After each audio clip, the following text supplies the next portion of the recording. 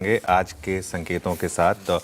और आज मैं थोड़ा सा ग्लोबल तड़का अपफ्रंट डिस्कस करना चाह रहा हूँ आशीष, क्योंकि जो डोनाल्ड ट्रंप की हठधर्मी है ना, वो अब उन्हें थोड़ा सा आइसोलेट कर रही है। कल मैं हमारे सिस्टर चैनल पर एक दो इंटरव्यू सुन रहा था जो डावोस से आ रहे थे, क्योंकि वो यूरोप के हिसाब से वो काफ़ी इम्पोर्टेंट है। और यूरोप जो एक बड़ा एलाई रहा है प्रेसिडेंट ट्रंप का या यूनाइटेड स्टेट्स का, वहाँ पर अब गुस्सा है।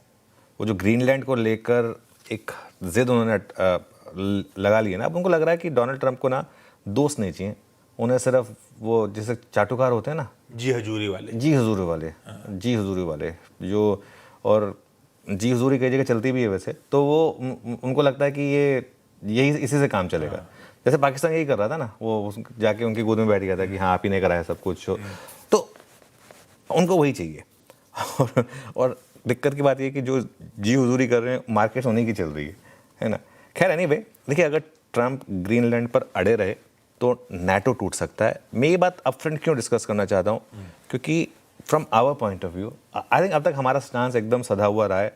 बिल्कुल नियर टर्म में पेन रही है, बिल्कुल हमने काफ़ी पेन झेली है, और कहीं ना कहीं कुछ लोग कह रहे हैं कि शायद हमें मान लेना चाहिए था, हमें कर लेनी चाहिए थी तब तक डील।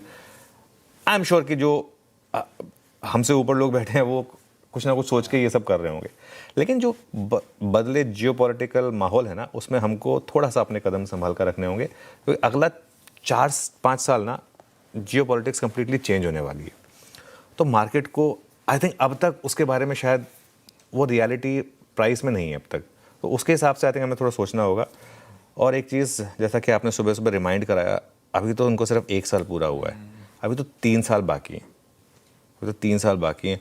और 3 साल बाद भी लोग कह रहे हैं कि अगर जेडी वांस आ गए तो वो तो इनके भी गुरु हैं, तो इसके लिए तो मतलब खैर एनीवे, देखिए ग्लोबल बाज़ारों में इस समय एक डर का माहौल है। आप यूरोप देखिए, कल किस तरीके से यूरोपियन मार्केट्स में वीकनेस थी, और वो कहीं ना कहीं बाकी मार्केट्स में पर्कुलेट हो रही है। हमारी मार्केट की खुद की दिक्कतें कम नहीं हैं। हालांकि एक चीज़ आज अच्छी है कि आज कोई बहुत ज़्यादा एक्सीडेंट्स होने का रिस्क नहीं है। आज नंबर बहुत ज़्यादा नहीं है, आज सिर्फ 4 नंबर्स हैं, एयू बैंक, एसआरएफ, परसिस्टेंट और यूनाइटेड स्पिरिट्स, जिसमें से एयू बैंक तो खैर आप एक्सपेक्ट करेंगे कि स्ट्रांग ही होगा। बाकी एसआरएफ, परसिस्टेंट और यूनाइटेड स्पिरिट्स, इनके नंबर्स के बेसिस पे ये स्टॉक्स खुद 6-7% गिरिए चल सकते हैं, वो अलग है, लेकिन इनसे मार्केट का सेंटीमेंट नहीं बदलेगा, कम से कम ये एटलीस्ट एक अच्छी चीज़ है। और आज सुबह भी मार्केट को कोई बहुत बड़े अर्निंग्स पर रिएक्शन नहीं देना, सिर्फ एक हैवेल्स है, लेकिन हैवेल्स भी कोई बहुत मतलब बड़ा स्टॉक है, लेकिन कोई सेंटीमेंट पर इंपैक्ट करने वाला स्टॉक नहीं है उस हिसाब से। आज फिर एक और क्यों होगा, निफ्टी की वीकली एक्सपायरी की वजह से थोड़ी सी मुझे लग रहा है कि आज वॉलेटिलिटी हो सकती है। कल सबसे ज़्यादा वॉल्यूम्स हुए 25,500 की पुट पर और 25,600 की कॉल पर। दोनों में अगर आप देखें 25,500 की पुट, ये आपकी स्क्रीन पर है, 1.4 करोड़ का ओपन इंटरेस्ट, 37 रुपये कल का प्राइस है, और 25,600 की कॉल ले आइए एक बार जरा, यहाँ पर भी 1.16 करोड़ का ओपन इंटरेस्ट, 54 रुपये प्राइस, और कल मैसिव ओपन इंटरेस्ट बिल्डअप है।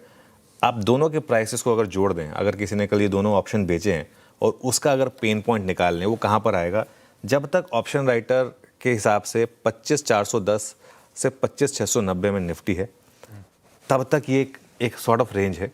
इसके ऊपर या नीचे गए तो थोड़ा सा मामला चेंज हो सकता है, लेकिन ये एक बेसिक रेंज है ऑप्शन राइटर की आज के ट्रेड के लिए। ओके, ये मोटा मोटी